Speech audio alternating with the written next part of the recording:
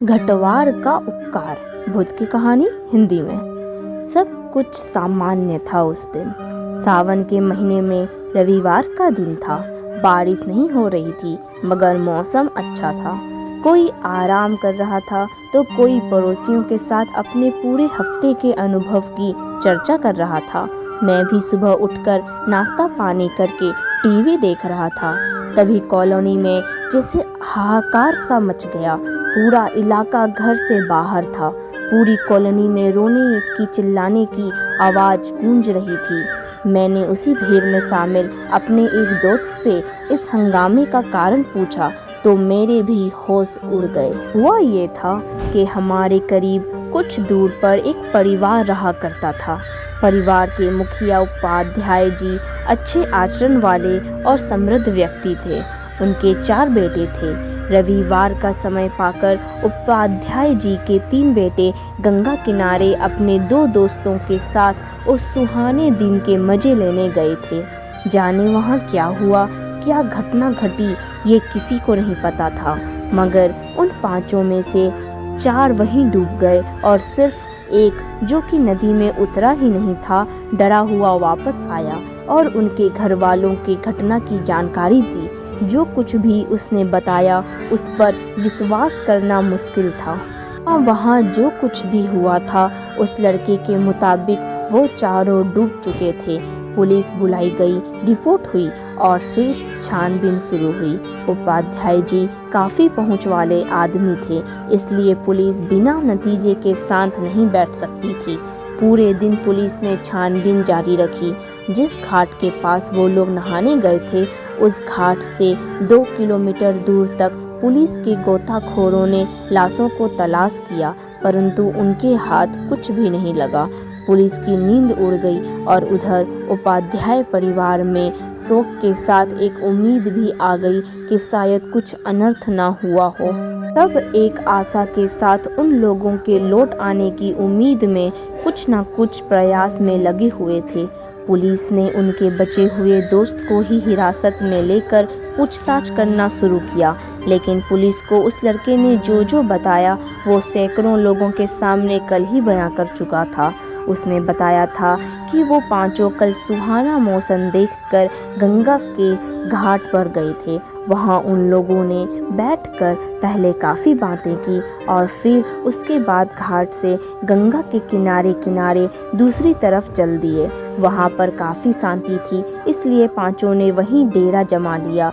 फिर उनमें से 4 ने तय किया कि इसे कुछ मज़ा नहीं आ रहा, थोड़ी बियर या शराब होती तो ज़्यादा मज़ा आता। फिर उनमें से एक ने जाकर 2 बोतल और कुछ गिलास का इंतजाम कर लिया, लेकिन वो पीता नहीं था, इसलिए उसने उन 4 का साथ देने से मना कर दिया। वो शराब पी रहे थे और अपने अपने हफ्ते भर की बातें कर रहे थे। जैसे जैसे उनकी शराब खत्म हो रही थी वहाँ का माहौल शांत और शांत होता जा रहा था। कुछ देर में वहाँ पानी के सिवा पेड़ पल्लों में भी हलचल होना बंद हो गई थी।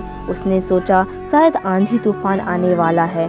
उसने उन 4 से वापस चलने को कहा, मगर वो 4 मिलकर 4 बोतल गटक चुके थे। उन्होंने सोचा अगर इसी हालत में घर गए तो बहुत जूते पड़ेंगे, इसलिए सोचा कि थोड़ा सा पानी में नहा लिया जाए ताकि नशा कम हो जाए और फिर अपने अपने घर चलेंगे। फिर वो सब ही नहाने के लिए वहाँ बनी सीढ़ियों से उतरकर नहाने के लिए नदी में उतर गए। ना जाने फिर क्या कैसे हुआ, एक एक करके 4 उसी में अंदर चलते चले गए और फिर ऊपर नहीं आए। उस लड़के का इतना बयान लेकर पुलिस ने उसे जाने दिया और फिर से उस जगह और वहाँ आसपास फिर से छानबीन की। अभी भी उनके हाथ कुछ नहीं लगा। पुलिस ने सबको सिर्फ इतना बताया कि 4 ने शराब पी हुई थी, इसलिए वो तैर नहीं पाए और डूब गए। शराब की भी जांच की गई, मगर वो ब्रांडेड शराब थी, उसमें किसी असामान्य तत्व का होना मुश्किल था। मगर पुलिस अभी भी बेचैन थी कि वो लोग डूब तो गए मगर लाश कहाँ गई। उपाध्याय जी के घर में जो माहौल था उसका तो बखान करना भी मुश्किल है। जिसके 3 बेटे जो मर चुके हों लेकिन उनकी लाश तक ना मिली हो, ऐसी माँ की क्या हालत होती है ये हर कोई समझ सकता है। वो सुबह होते ही मन्नतें मांगने मंदिर जाती, कभी कुछ खाती तो कभी कुछ भी नहीं खाती, कभी रोती तो कभी हंसती तो कभी चिल्लाते हुए बाहर भागने लगती। आज तीसरा दिन था। पूरा उपाध्याय परिवार उस दिन कोस ही रहा था और उन तीनों के मिल जाने की मन्नतें कर रहा था। दोपहर के समय एक बाबा हमारी कॉलोनी में आया। उस वक्त उपाध्याय जी और उनका बेटा पुलिस स्टेशन गए हुए थे। माँ जी तो घर में सो रही थी। सोना क्या, उसे तो गम की बेहोशी ही कहेंगे। 1-2 रिश्तेदार भी घर में ही थे। घटना बहुत प्रचलित हो चुकी थी तो साधु ने पूरी घटना का बखान उनके आगे किया और फिर माता जी से कहा कि आपके तीनों बेटे मिल जाएंगे, मगर इसकी कीमत लगेगी, क्योंकि वहाँ जो भी चीज़ है वो बहुत लालची है। उसने ही तुम्हारे बेटों और उसके दोस्त अपने पास रखा हुआ है, मगर उनकी जान छुपा ली है। उसे धन चाहिए, फिर वो उसकी जान वापस उनके शरीर में डालकर लौटा देगा। कैसी कीमत बाबा जी? मैं हर कीमत देने को तैयार हूँ, मगर मुझे मेरे बेटे चाहिए। माता जी ने उस बाबा से पूछा। ये सारी बातें उन दोनों के बीच अकेले में चल रही थी, क्योंकि बाबा ने ही कहा था कि वो ये बातें सिर्फ माता जी से करेगा। वो बहुत लालची आत्मा है, इसलिए तुम्हारे पास जितना धन है सोना चांदी लेकर वहीं गंगा के रेतीले घाट पर आ जाना, मगर आधी रात को अकेले आना कि तुम्हारे घर में भी किसी को पता ना चले। हम उस आत्मा को उतने धन में ही मनाने की कोशिश करेंगे और फिर तुम्हारे बेटे तुम्हें वापस मिल जाएंगे। अगर तुमने ये बात किसी को घर में बताई तो वो हमारी क्रिया में बाधा डाल देगा और फिर तुम अपने बेटों से हाथ धो बैठोगी। समझ आया? बाबा ने माता जी से कहा। जी मैं बिल्कुल समझ गई। आंखों में चमक लिए माता जी ने उस साधु से कहा। उन्हें अब उम्मीद की किरण नजर आ रही थी।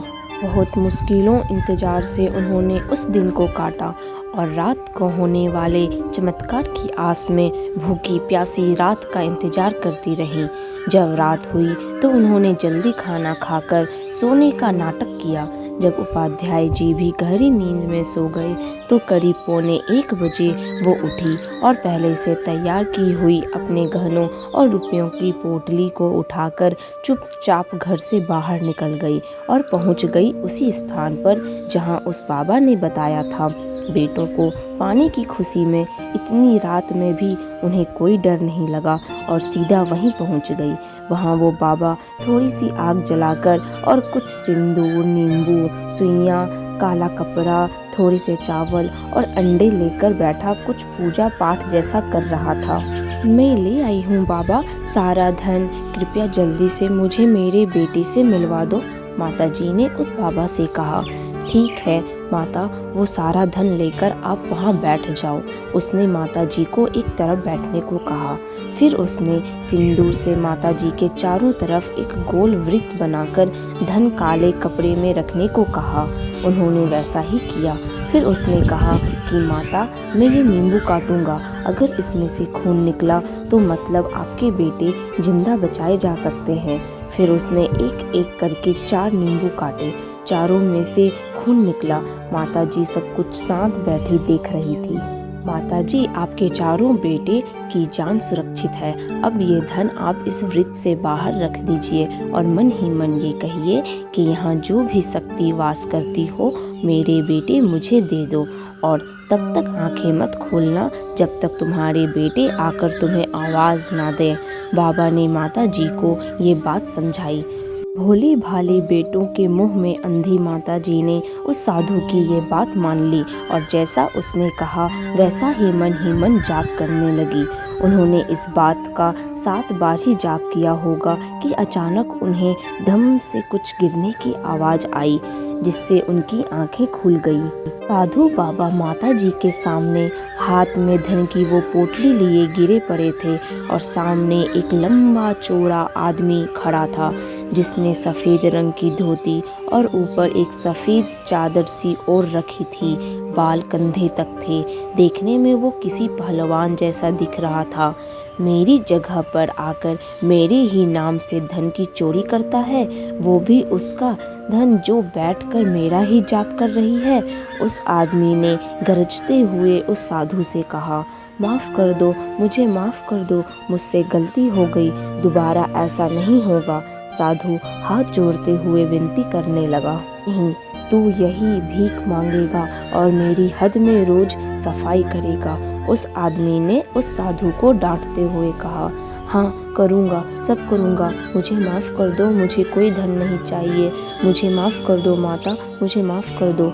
वो गिड़गिड़ाते जा रहा था और माता जी की समझ में ये आ चुका था ये साधु उन्हें लूटने आया था, मगर ये नहीं समझ आया था कि ये आदमी कौन है। फिर उस आदमी ने उस साधु से वो पोटली छीन ली और फिर उसे माता जी को दिया। फिर उस साधु को उठाकर एक तरफ फेंक दिया। साधु करीब 6 मीटर दूर जाकर गिरा और बेहोश हो गया। कौन है आप और मेरे बेटे कहाँ हैं? माता जी ने उस बलवान व्यक्ति से प्रश्न किया। मैं वही हूँ जिसका अभी तुम जाप कर रही थी। मैंने तुम्हारे बेटों की जान नहीं ली, वो तो खुद शराब के नशे में डूब गए और जहाँ डूबे थे वहाँ पर सीढ़ियाँ बनी हैं, उनकी लाशें उसी सीढ़ियों के नीचे फंसी हुई हैं, इसलिए वो किसी को नहीं मिल सकी। उस आदमी ने माता जी से कहा, मेरे बेटे मुझे लौटा दो, मैं ज़िंदगी भर आपकी सेवा करूँगी, ये सारा धन तुम रख लो। माता जी ने रोते हुए उस व्यक्ति से हाथ जोड़कर विनती करी, मुझे धन का कोई लोभ नहीं है माता, और तुम्हारे बेटों की मृत्यु हो चुकी है, वो भी उनकी ही गलती से, अब वो वापस नहीं आ सकते। आप इस सत्य को अपना लो माता और अपने धन के साथ परिवार में वापस लौट जाओ। उस व्यक्ति ने माता जी को समझाते हुए कहा। माता जी फुट फुट के रोने लगी, उनकी सारी आस खत्म हो गई थी। फिर उस आदमी ने माता जी का आंचल पकड़ा जैसे कोई बच्चा पकड़ता है और उन्हें अपने पीछे आने को कहा। वो रो रही थी और करीब 10 कदम ही चली होंगी कि वो अपने घर के दरवाजे के सामने थी। वो हैरान हो गई और फिर पीछे मुड़ी और उस व्यक्ति से उसका परिचय पूछा। मैं वहीं का घटवार हूँ माता, जिसका आप जाप करके मदद के लिए पुकार रही थी।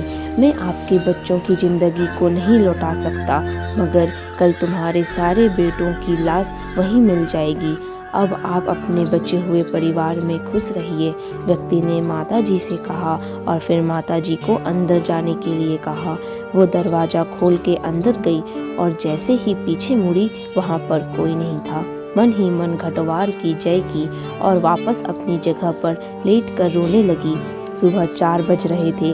उनके रोने की आवाज़ सुनकर उपाध्याय जी की आंख खुल गई और फिर उन्होंने माता जी को इतनी सुबह सुबह इस विलाप का कारण पूछा। माता जी ने सारी घटना सच सच बता दी। उपाध्याय जी को पहले विश्वास ही नहीं हुआ, फिर उन्होंने बात मान ली।